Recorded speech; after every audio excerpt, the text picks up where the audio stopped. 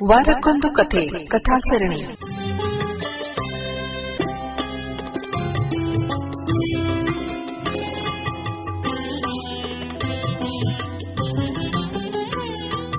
ಪ್ರಿಯ ಕೇಳುಗರೆ, ಬನ್ನಿ ಇನ್ನೊಂದು ಕಥೆಯನ್ನು ಕೇಳ್ಕೊಂಡು ಬರೋಣ.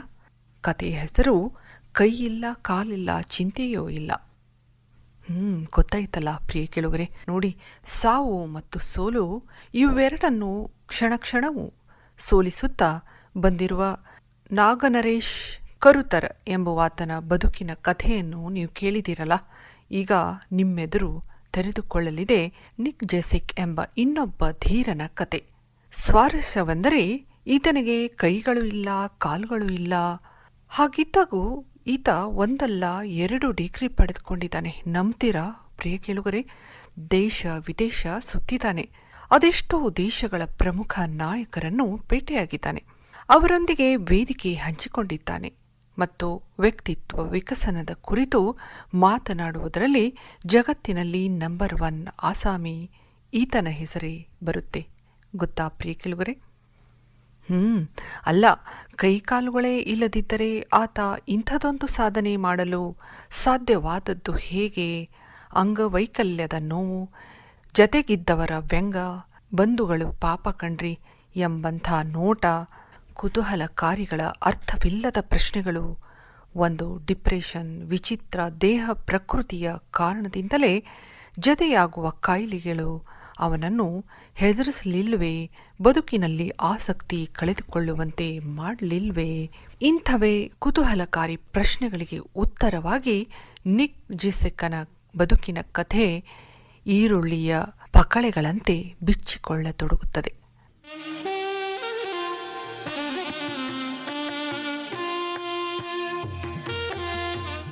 ನಿಕ್ ಜೆಸಿಕ್ ಹುಟ್ಟಿದ್ದು 1982ರಲ್ಲಿ ಆಸ್ಟ್ರೇಲಿಯಾದಲ್ಲಿ. ಈತನ ಜನನ.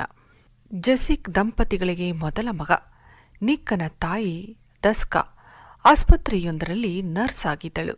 ವಿಪರ್ಯಾಸಗಳು ಹೇಗಿರುತ್ತವೆ ನೋಡಿ. ಆಕೆ ನರ್ಸ್ ಆಗಿದ್ದರೂ ಕೂಡ ಚೊಚ್ಚಲ ಹೆರಿಗೆಯ ಸಂಭ್ರಮದಲ್ಲಿ ತರಾವರಿ ಚೆಕಪ್ ಮಾಡಿಸಿದರೂ ಕೂಡ ತನಗೆ ಅಂಗವಿಕಲ ಮಗು ಹುಟ್ಟಲಿದೆ ಎಂಬುದು ಆಕೆಗೆ ಗೊತ್ತಿರಲಿಲ್ಲ. ಅಷ್ಟೇ ಅಲ್ಲ, ಆಕೆಯನ್ನು ಮೇಲಿಂದ ಮೇಲೆ ಚೆಕ್ ಮಾಡುತ್ತಲೇ ಬಂದ ಡಾಕ್ಟರ್ಗಳಿಗೂ ಗೊತ್ತಾಗಲಿಲ್ಲ. ಅವರೆಲ್ಲ ಏನೂ ತೊಂದರೆ ಇಲ್ಲ, ನಾರ್ಮಲ್ ಡೆಲಿವರಿ ಆಗುತ್ತೆ ಅಂದಿದ್ದರು.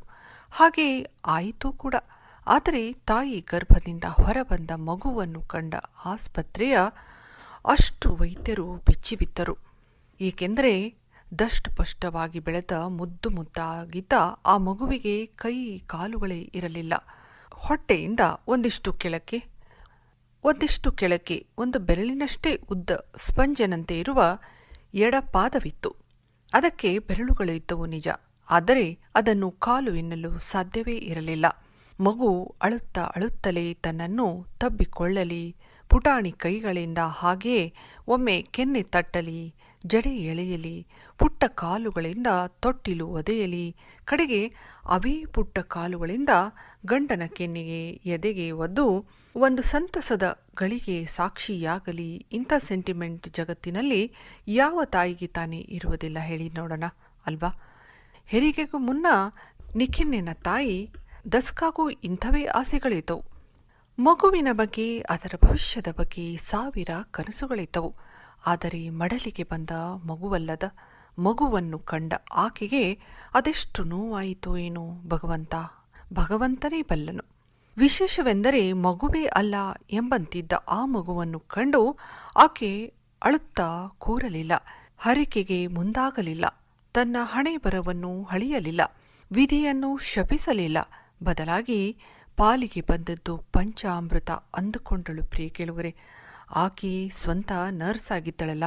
ಹಾಗಾಗಿ ಒಂದು ಅಂಗವಿಕಲ ಮಗುವನ್ನು ಹೇಗೆ ಬೆಳೆಸಬೇಕು ಎಂಬುದು ಉಳಿದವರೆಲ್ಲರಕ್ಕಿಂತಲೂ ಚೆನ್ನಾಗಿ ಆಕೆಗೆ ಗೊತ್ತಿತ್ತು.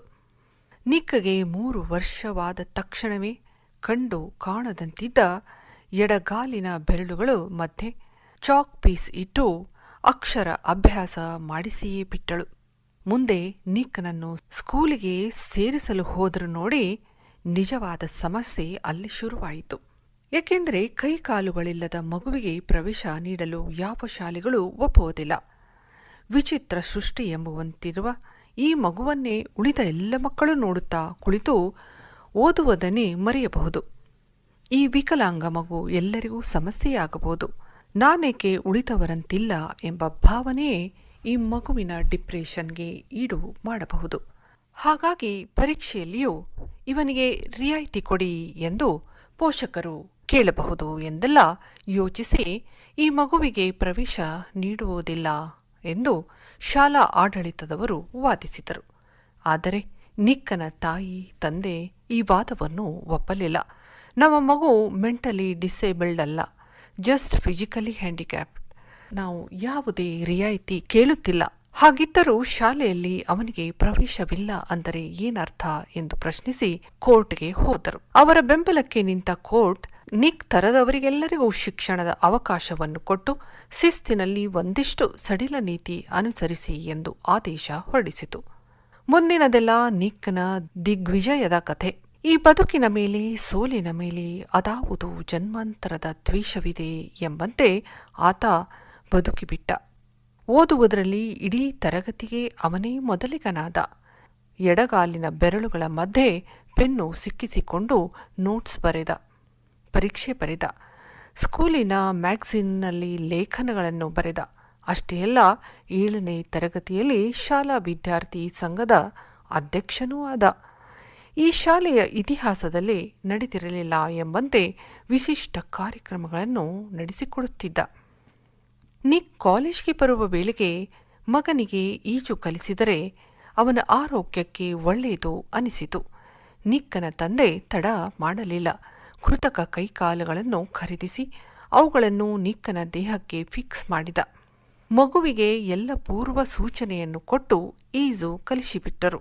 ಹಿಂದೆಯೇ ಈ ಕೃತಕ ಕೈಗಳಿಂದಲೇ ಬರೆಯಲು ಪ್ರಯತ್ನಿಸು ಎಂದು ಅಪ್ಪ ಹೇಳಿದಂತೆಯೇ ಮಾಡಿದ ನಿಕ್. ಬರೆಯುತ್ತಲೇ ಕುತ್ತಿಗೆಯ ಸುತ್ತ ನೋವು ಕಾಣಿಸಿಕೊಂಡಿತ್ತು. ಕ್ಷಣವೇ ಕೃತಕ ಕೈಗಳನ್ನು ಕಿತ್ತು ಬೀಸಾಕಿ ಮತ್ತೆ ಸ್ಪಂಜಿನಂತ ಎಡಗಾಲಿಗೆ ಪೆನ್ನು ಸಿಕ್ಕಿಸಿಕೊಂಡು ಕಾಲೇಜಿಗೆ ಬಂದ. ಅಂಥ ಅಂಗವೈಕಲ್ಯದ ಮಧ್ಯೆಯೂ ಕಾಮರ್ಸ್ನಂಥ ಕಷ್ಟದ ಕೋರ್ಸ್ ಆಯ್ಕೆ ಮಾಡಿಕೊಂಡು 1 ಡಿಗ್ರಿ ಪಡೆದುಬಿಟ್ಟ. ಮತ್ತು ಈ ಅವಧಿಯಲ್ಲಿ ಅಂತರ್ ಕಾಲೇಜ್ ಭಾಷಣ ಸ್ಪರ್ಧೆಯಲ್ಲಿ ಸತತವಾಗಿ 3 ಬಾರಿ ಮೊದಲನೇ ಬಹುಮಾನ ಪಡೆದುಕೊಂಡ. ಕೇಳಿ ಪ್ರಿಯ ಕೇಳುಗರೆ, ಡಿಗ್ರಿ ಪಡೆದನಲ್ವೇ? ಆವರೆಗಿನ ಅವಧಿಯಲ್ಲಿ ತನ್ನ ಹೀನ ಬದುಕನ್ನು ನೆನಪಿಸಿಕೊಂಡು ಒಂದೇ ಒಂದು ಬಾರಿ ಕೂಡ ನಿಕ್ ಕಣ್ಣೀರು ಹಾಕಿರಲಿಲ್ಲವಂತೆ. ಅವನ ಜತೆಗಿದ್ದವರಿಗೆ ಇದೇ ಒಂದು ಅಚ್ಚರಿ. ಇವನನ್ನು ಜಗತ್ತಿನ 8ನೇ ಅದ್ಭುತ ಎಂಬುವಂತೆ ನೋಡುತ್ತಾ ಅವರೆಲ್ಲ ಕೇಳಿದರಂತೆ, ಅಲ್ಲಪ್ಪ, ಕೈ ಕಾಲು ಎರಡೂ ಇಲ್ಲ, ಹಾಗಿದ್ದರೂ ನೀನು ನಗ್ನಗ್ತಾನೆ ಇರ್ತೀಯಲ್ಲ, ಅದರ ಹಿಂದಿರುವ ಗುಟ್ಟೇನು? ನಿಂಗೆ ಕಣ್ಣೀರೇ ಬರುವುದಿಲ್ವಾ ಅಂತ ಗೆಳೆಯರು ಪ್ರಶ್ನಿಸಿದರು. ಬಂಧುಗಳು ಆಪ್ತಗಳ ಬಳಿಗೂ ಇದೇ ಪ್ರಶ್ನೆ ಇತ್ತು. ಆಪ್ತಗಳ ಬಳಿ ಬಂದಾಗ ಗೆಳೆಯರು, ಬಂಧುಗಳು ಆಪ್ತರು ಬಳಿ ಬಂದಾಗ ಕೈಕಾಲುಗಳು ಬೇಕು, ತಮಾಸೆಯಾಗಿ ಒಂದೇಟು ಹಾಕಬೇಕು, ಕೈ ಬೀಸಬೇಕು, ಇಂಥವೆಲ್ಲ ಆಸೆಗಳು ನನಗೂ ಇವೆ. ಆದರೆ ಈಗ ನಾನಿರುವ ಪರಿಸ್ಥಿತಿಯಲ್ಲಿ ಅದೆಲ್ಲ ಸಾಧ್ಯವಿಲ್ಲ. ಇಷ್ಟಕ್ಕೂ ಇಲ್ಲದಿರುವುದನ್ನು ನೆನೆದು ಕಣ್ಣೀರು ಹಾಕಿದರೆ ಅಂಗವೈಕಲ್ಯ ಸರಿಯಾಗಿ ಬಿಡುತ್ತಾ? ಇಲ್ಲ ತಾನೆ? ಅಂದ ಮೇಲೆ ಅತ್ತು ಪ್ರಯೋಜನವೇನು? ದಿನನಿತ್ಯದ ಬದುಕಿನಲ್ಲಿ 1-2 ಸಂದರ್ಭ ಬಿಟ್ಟರೆ ಕೈ ಕಾಲುಗಳ ಅಗತ್ಯ ನನಗಂತೂ ಕಂಡುಬರುತ್ತಿಲ್ಲ. ಅನಿವಾರ್ಯ ಅನಿಸಿದಾಗ ಕೃತಕ ಕೈಕಾಲು ಬಳಸ್ತಾ ಇದ್ದೀನಿ. ನನ್ನ ಮಟ್ಟಿಗೆ ಹೇಳುವುದಾದರೆ ಈಗಿನ ದೇಹಸ್ಥಿತಿಯಿಂದ ನನಗೆ ಕೆಟ್ಟದ್ದಕ್ಕಿಂತ ಒಳ್ಳೆಯದೇ ಆಗಿದೆ ಅಂದ ನೋಡಿ.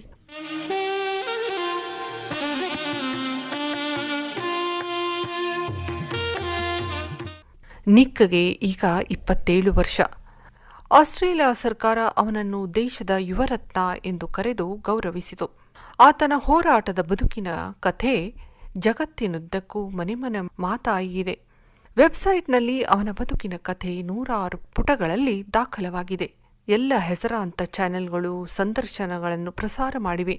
ಅವನಿಂದ ಕೈಕಾಲುಗಳನ್ನು ಕಿತ್ತುಕೊಂಡ ದೈವ ಅದಕ್ಕೆ ಪ್ರತಿಯಾಗಿ ಅದ್ಭುತವಾಗಿ ಮಾತನಾಡುವ ವರವನ್ನು ಅವನಿಗೆ ನೀಡಿದ ಪರಿಣಾಮ ವ್ಯಕ್ತಿತ್ವ ವಿಕಸನದ ಬಗ್ಗೆ ಪರಮಾದ್ಭುತ ಎಂಬುವಂತೆ ಮಾತನಾಡುವುದರಲ್ಲಿ ನಿಕ್ ಉಳಿದವರನ್ನೆಲ್ಲ ಮೀರಿಸಿಬಿಡುತ್ತಾನೆ. ಕೃತಕ ಕೈಗಳ ನೆರವಿನಿಂದಲೇ ಕಂಪ್ಯೂಟರ್ ಬಳಸುತ್ತಾನೆ. ಗೇಮ್ಸ್ ಆಡುತ್ತಾನೆ, ಮೊಬೈಲ್ಗೆ ದನಿಯಾಗುತ್ತಾನೆ ಮತ್ತು ಅಂಥ ಅಂಗವೈಕಲ್ಯದ ಮಧ್ಯೆಯೂ ಆಸ್ಟ್ರೇಲಿಯಾದಿಂದ ಅಮೆರಿಕಕ್ಕೆ ಹೋಗಿ ಉಪನ್ಯಾಸ ಬೇರೆ ಕೊಟ್ಟು ಬರುತ್ತಾನೆ. ನಿಕ್ಕಿನ ಸೆಡ್ಯೂಲನ್ನು ಗಮನಿಸಿದರೆ ಗಾಬರಿಯಾಗುತ್ತದೆ. ಏಕೆಂದರೆ ಅವನು ಬಿಸಿ. ಒಂದೆರಡಲ್ಲ 20 ದೇಶಗಳು ಅವನನ್ನು ಉಪನ್ಯಾಸ ನೀಡುವಂತೆ ಆಹ್ವಾನಿಸಿವೆ. ಈತ ಎಲ್ಲವನ್ನೂ ಒಪ್ಪಿಕೊಂಡಿದ್ದಾನೆ. ಹಾಗೆ ಹೋದ ಕಡೆಗೆಲ್ಲ ನಿರುದ್ವಿಗ್ನ ಧ್ವನಿಯಲ್ಲಿ ತನ್ನದೇ ಬದುಕಿನ ಕಥೆ ಹೇಳುತ್ತಾನೆ. ಗೆಲ್ಲಬೇಕು ಎಂಬುದೇ ನಿಮ್ಮ ಮನದಲ್ಲಿದ್ದರೆ ಯಾವ ದೇವರೂ ನಿಮ್ಮನ್ನು ತಡೆಯಲು ಸಾಧ್ಯವಿಲ್ಲ. ನನ್ನಂಥವನೇ ಈ ಲೆವೆಲ್ಗೆ ಬಂದಿರುವಾಗ ನಿಮ್ಮಂಥ ಪ್ರಚಂಡರು ಎಷ್ಟೆಲ್ಲ ಸಾಧನೆ ಮಾಡಬಹುದೋ ಯೋಚಿಸಿ ಅನ್ನುತ್ತಾನೆ. ಎಲ್ಲರ ಕಷ್ಟ ವಿಚಾರಿಸುತ್ತಾನೆ. ಅದಕ್ಕೆ ತನ್ನದೇ ಶೈಲಿಯಲ್ಲಿ ಉತ್ತರ ಹೇಳುತ್ತಾನೆ. ನೊಂದವರ ಕಂಬನಿ ವರಿಸುತ್ತಾ ಸ್ಮೈಲ್ ಪೀಸ್ ಎಂದು ಕಣ್ಣು ಹೊಡೆಯುತ್ತಾನೆ. ಅವನ ಅಮ್ಮನಂಥ ಮಾತು ಕೇಳುತ್ತಾ ಕುಳಿತರೆ ನಮಗೆ ಗೊತ್ತಿಲ್ಲದಂತೆ ಕಣ್ಣೀರು ಕೆನ್ನೆ ತೋಯಿಸುತ್ತದೆ ಅಲ್ವೇ ಪ್ರಿಯ ಕೆಳುಗರೆ? ಈ ಬಿಸಿ ಸೆಡ್ಯೂಲಿನ ಮಧ್ಯ no limbs no legs no worries ಎಂಬ ಪುಸ್ತಕ ಬರೆಯುವ ಸನ್ನಾಹದಲ್ಲಿದ್ದಾನೆ ನಿಕ್. ಅವನ ಸಾಹಸದ ಬದುಕಿನ ಸಮಗ್ರ ವಿವರಣೆ ಬೇಕಿದ್ದರೆ ಇಂಟರ್ನೆಟ್ ಗೂಗಲ್ನಲ್ಲಿ ಹೋಗಿ ನಿಮಗೆ ಈ ವಿವರ ಸಿಗಬಹುದು. ಈ ಜಗತ್ತಿನಲ್ಲಿ ನಿಜವಾದ ಹೀರೋಗಳು ಅಂದರೆ ನಿಕ್ನಂಥವರು. ಅಂಥವರ ಮುಂದೆ ನಾವೆಲ್ಲ ಜೀರೋಗಳು ಅನಿಸೋದಿಲ್ವೇ ಪ್ರಿಯ ಕೆಳುಗರೆ? ನೀವೇನಂತೀರಾ?